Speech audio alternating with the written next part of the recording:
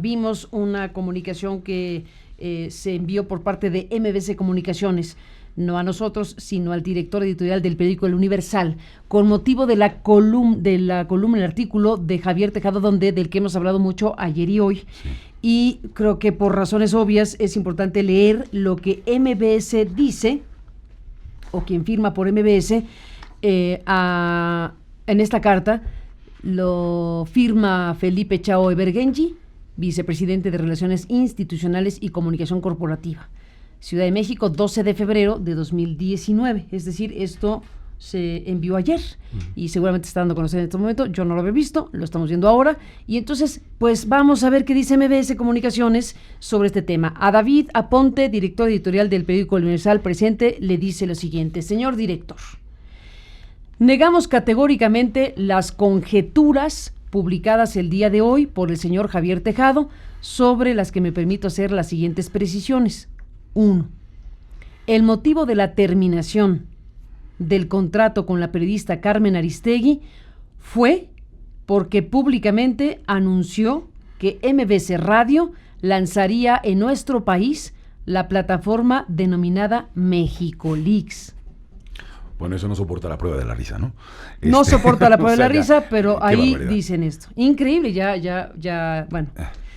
Vamos a leerla. Vamos a leerla. Asépticamente, y ahora analizamos. Perdón.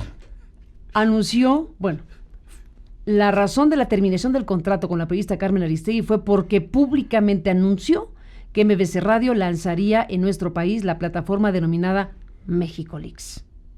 No obstante que no tenía facultades ni consentimiento de la empresa para ello, y para resolver el problema que provocó, exigía la reinstalación de 2 de sus colaboradores que habían sido separados de su cargo. Lo que para la empresa era y es inaceptable, la salida de Carmen Aristegui no es consecuencia de un acuerdo con el Ejecutivo, pone la palabra Ejecutivo con minúscula, solo lo noto, sino que atendió a los incumplimientos en que incurrió la periodista. Lo anterior derivó en una serie de litigios judiciales que se encuentran en diferentes instancias, 2 de ellos en la Suprema Corte de Justicia de la Nación, que confiamos se resuelvan sin injerencias ni presiones ajenas al máximo Tribunal de Justicia en el país. Lo mismo pediría yo.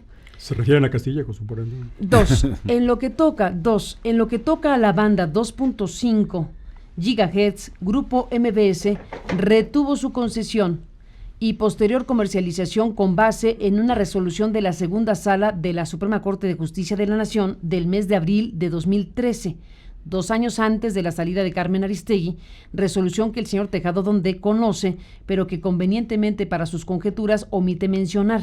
Asimismo, entre comillas, olvida que Grupo MBS cedió al gobierno a título gratuito 130 megahertz, que se desistió de todos sus recursos jurídicos. 3. La probable entrada de Grupo MBS a televisión abierta en el Valle de México obedece únicamente al haber ganado 3 amparos ante la Suprema Corte de Justicia de la Nación, lo que, siendo del conocimiento del señor Tejado, también omite mencionar. No obstante, el pasado 29 de enero publicó que el IFT autorizó el cambio de características del canal 52 a MBS, pasando de ser un canal de TV de paga codificado a uno de TV abierta gratuito.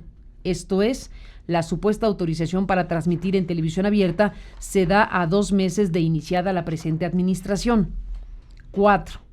La inversión publicitaria de gobierno no tiene injerencia alguna en la política editorial de la empresa. Su monto no es inapropiado para el tamaño y cobertura de la empresa, e inclusive resulta inferior al de compañías similares. Y 5 y último, esta información claramente distorsionada tiene la finalidad de influir en el ánimo de quienes en los siguientes días decidirán el destino de los procesos judiciales que se encuentran en la Suprema Corte, por lo cual pedimos a todos los terceros ajenos se mantengan al margen y respetuosos del Poder Judicial. Sin noto particular, y agradeciendo de antemano la publicación de la presente, reciba un cordial saludo, y aquí una firma que se estima es la de Felipe Chao, a David Aponte, director editorial de El Universal. A ver, yo, una primera reacción, digamos, en relación al particular, creo que no es preciso al señalar que la comercialización de la que ellos son beneficiarios no es producto del 2013. Es posterior a la salida tuya de la radio y de esa empresa a ese, en mi opinión, despido injustificado, de ese golpe de censura del que hemos hablado, y por lo tanto esa carta, por lo menos en este aspecto, no es precisa en relación al particular. Y luego, bueno, en su derecho de hacer las aclaraciones que consideren pertinentes, pero me parece que ya es inocultable, del todo inocultable, que detrás de esto hay una preocupación de negocios, de empresarios, que fueron la correa de transmisión del presidente de la República para silenciar a quien, nada menos, porque no hablan de México Leaks, pero se les olvida la Casa Blanca. Es decir, es increíble. Lo de México Leaks no pasa la prueba de la risa. No pasa la prueba de la risa, y no pasa la prueba de este silencio mantenido sistemáticamente por la empresa MBS en relación a este particular, vinculado a la Casa Blanca.